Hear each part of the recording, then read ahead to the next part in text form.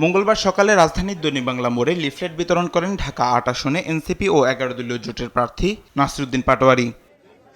মাদককে সমাজের জন্য ভয়ঙ্কর ব্যাধি হিসেবে উল্লেখ করে তিনি বলেন, এলাকায় একজন প্রভাবশালী মাদক সম্রাট সক্রিয়, যার কারণে তরুণ সমাজ ধ্বংসের মুখে পড়ছে। আমরা ইনশাল্লাহ মাদক বিরোধী ক্যাম্পেইন শুরু করব। আমরা ঢাকা ৮কে ইনশাল্লাহ মাদক মুক্ত বানাবো। আমরা মাদকের বিরুদ্ধে ইনশাল্লাহ যুদ্ধ ঘোষণা করলাম। এদিকে ঢাকা ৯ আসনের খিলগাঁও মডেল কলেজ এলাকায় প্রচারণা চালিয়েছেন স্বতন্ত্র প্রার্থী ডাক্তার তাসনিম জারা।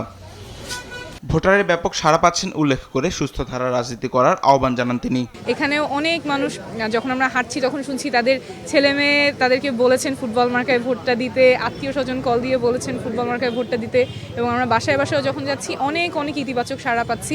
নাটোর ৩ আসনের সিংড়ায় ১১ দলীয় নির্বাচনী ঐক্যের প্রার্থী জার্জিস কাদিরের পদযাত্রায় অংশ নেন এনসিপির মুখপাত্র আসিফ মাহমুদ সজীব ভূঁইয়া।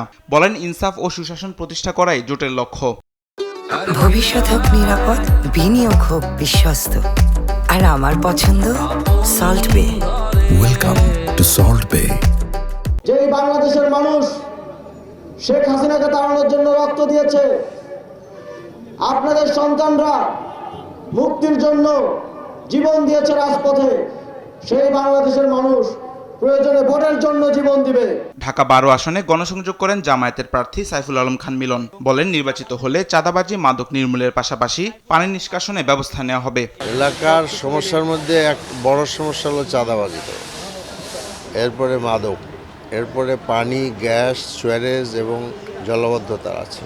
ঢাকা ১০ আসনে প্রচার প্রচারণা চালান জামায়াতের প্রার্থী জসিমউদ্দিন সরকার। এ সময় চাঁদাবাজি ও দুর্নীতিমুক্ত আসন গড়তে ১২ ফেব্রুয়ারি দাঁড়িপাল্লায় ভোট দেওয়ার আহ্বান জানান তিনি।